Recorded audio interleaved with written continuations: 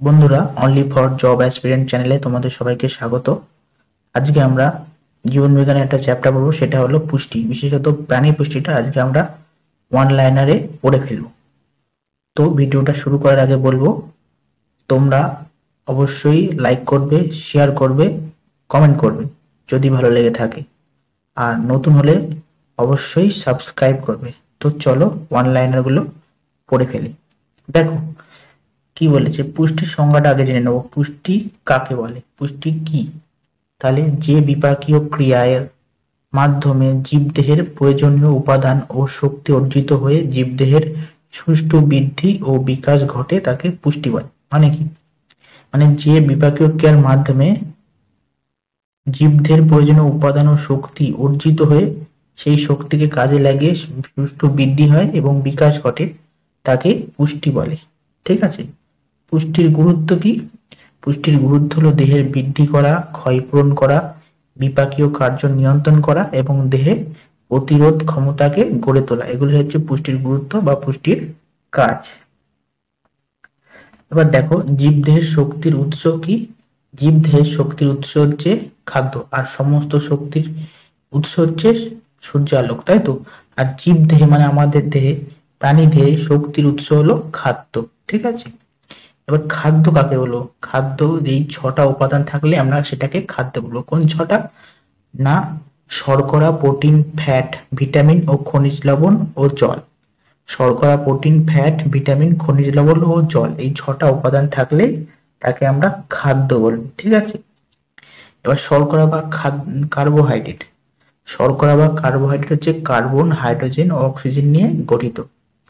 কার্বোহাইড্রেটে hydrogen ও oxygen 2:1 অনুপাতে থাকে। এটা অনেক প্রশ্নে বা পরীক্ষায় দেয় এই প্রশ্নটা, যে কার্বোহাইড্রেটে হাইড্রোজেন আর অক্সিজেন অনুপাতটা কত? অনুপাতটা কত? 2:1। এবার দেখো, 1 গ্রাম শর্করা বা কার্বোহাইড্রেট দহনে 4.0 কিলো ক্যালোরির তাপশক্তি উৎপন্ন হয়।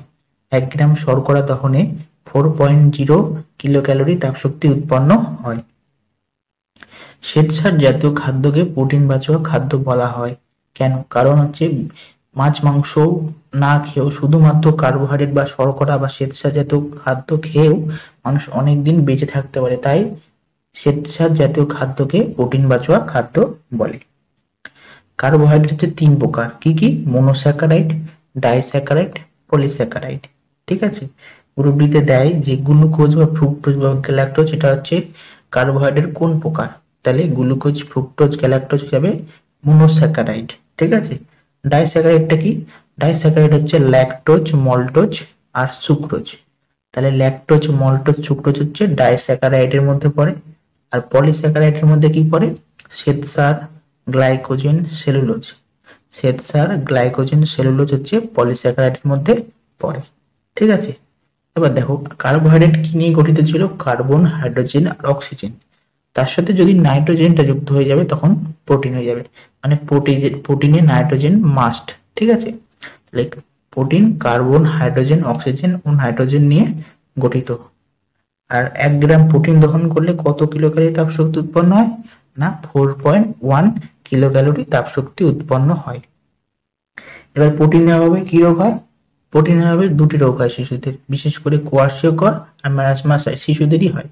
তাহলে প্রোটিনের অভাবে শিশুদের কোয়াশিয়কর ও ম্যারাসমাস রোগ হয়। এবার দেখো ফ্যাট। ফ্যাট আবার কার্বন, হাইড্রোজেন ও অক্সিজেন নিয়ে গঠিত। কার্বোহাইড্রেট মতো এতেও হচ্ছে হাইড্রোজেন আর অক্সিজেন অনুপাত হচ্ছে 2:1। 1 গ্রাম ফ্যাট দহনে 9.3 কিলো ক্যালোরি তাপশক্তি উৎপন্ন হয়। 1 গ্রাম ফ্যাট দহনে 9.3 কিলো ক্যালোরি তাপশক্তি উৎপন্ন হয়। এটা দেখো পরীক্ষায় আসে যে প্রতি 100 ml রক্তে কোলেস্টেরলের স্বাভাবিক পরিমাণ কত? তাহলে উত্তর কি যাবে? প্রতি 100 ml রক্তে কোলেস্টেরলের স্বাভাবিক পরিমাণ 150 থেকে 250 মিলিগ্রাম। এবার দেখো, ম্যাক্রো এলিমেন্ট বা মাইক্রো এলিমেন্ট কি, বা দেহে কোনগুলো ম্যাক্রো এলিমেন্ট বা মাইক্রো এলিমেন্ট এবং প্রতিদিন কোন এলিমেন্ট কত পরিমাণে লাগে?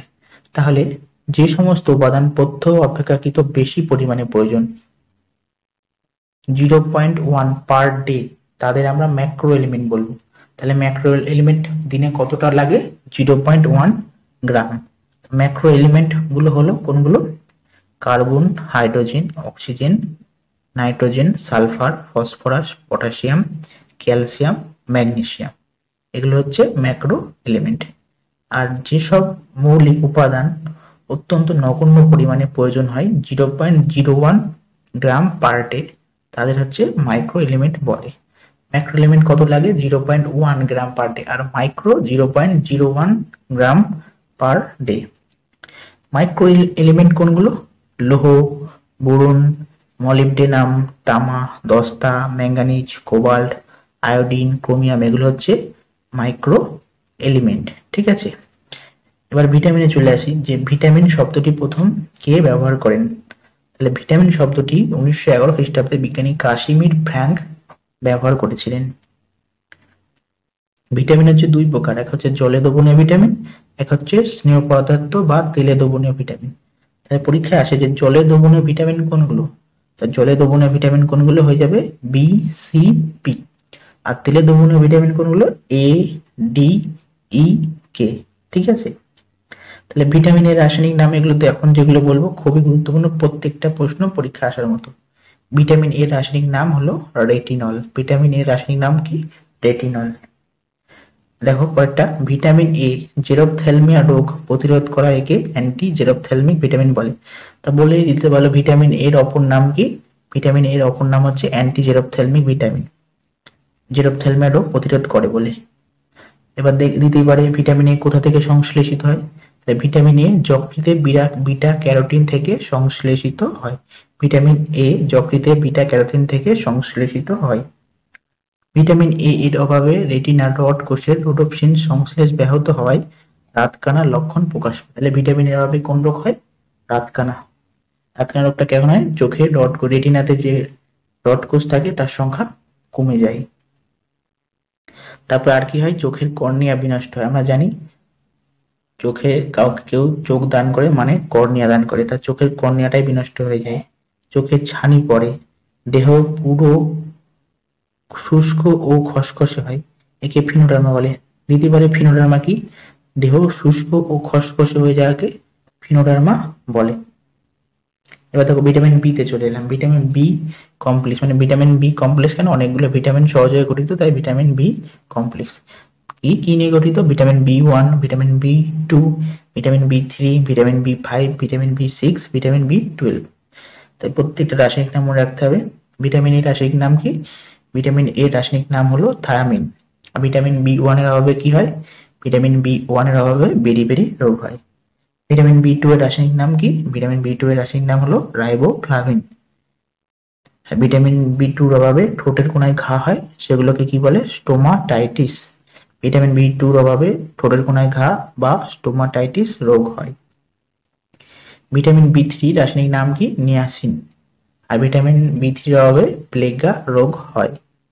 ভিটামিন বি5 এর রাসায়নিক নাম কি? প্যান্টাথেনিক অ্যাসিড, প্যান্টোথেনিক অ্যাসিড।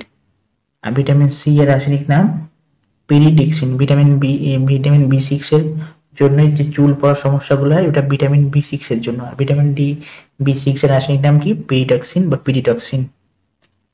ভিটামিন বি12 এর অভাবে পার্নিসিয়াস অ্যানিমিয়া বা রক্তাল্পতা রোগ হয়। ভিটামিন বি12 এর অভাবে পার্নিসিয়াস অ্যানিমিয়া বা রক্তাল্পতা রোগ হয়। ভিটামিন বি12 এর রাসায়নিক নাম কি? ভিটামিন বি12 এর রাসায়নিক নাম হচ্ছে সায়ানোকোবালামিন। ভিটামিন সি রাসায়নিক নাম হলো অ্যাসকর্বিক অ্যাসিড, অ্যাসকর্বিক অ্যাসিড।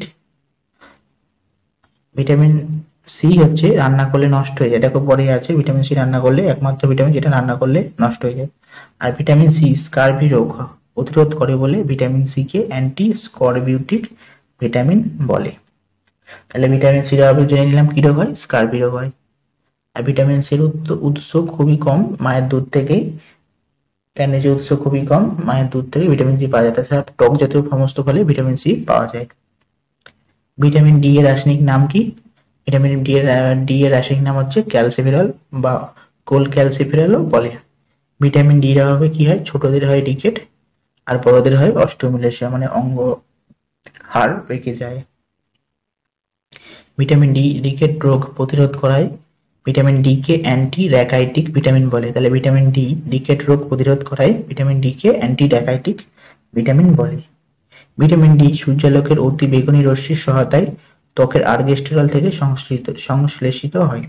তাই ভিটামিন ডি সূর্যালোকের অতি বেগুনি রশ্মির সহায়তায় ত্বকের আর্গেস্টেরল থেকে সংশ্লেষিত হয়। ভিটামিন ডি এর অভাবে দন্তক্ষয় বা ক্যারিস লক্ষণটা, মানে দাঁতে যে ক্যারিস হয়, এটা হয় ভিটামিন ডি এর জন্য। ভিটামিন ই রাসায়নিক নাম কি? ভিটামিন ই রাসায়নিক নাম হচ্ছে টোকোফেরল। তা ভিটামিন ই এর অভাবে কি হয়? ভিটামিন ই এর অভাবে বন্ধ্যাত্ব বা স্টেরিলিটি লক্ষণ প্রকাশ পায়। আর তাই ভিটামিন ই বন্ধ্যাত্ব রোগ প্রতিরোধ করে বলে ভিটামিন ই কে অ্যান্টি স্টেরিলিটি ভিটামিন বলে। আর ভিটামিন কে এর রাসায়নিক নাম কি? ভিটামিন কে এর রাসায়নিক নাম হচ্ছে ফাইলোকুইনোন। ভিটামিন কে এর অভাবে রক্তক্ষরণ বা হেমোরেজ রোগ দেখা যায়। তাহলে ভিটামিন কে এর অভাবে রক্তক্ষরণ বা হেমোরেজ রোগ দেখা দেয়। ভিটামিন কে রক্তক্ষরণ বন্ধ করা একে অ্যান্টি হেমোরেজিক ভিটামিন বলে। তাহলে অ্যান্টি হেমোরেজিক ভিটামিন কোনটি? Vitamin K. তাহলে বন্ধুরা, আজকে আমরা এই পুষ্টি চ্যাপ্টার ভিটামিন অবধি পুরো পড়ে ফেললাম। পরের দিন আবার উদ্ভিদ পুষ্টিটা পড়ে ফেলবো। তো বন্ধুরা, ভিডিওটা কেমন লাগলো অবশ্যই লাইক করবে, কমেন্ট করে জানাবে।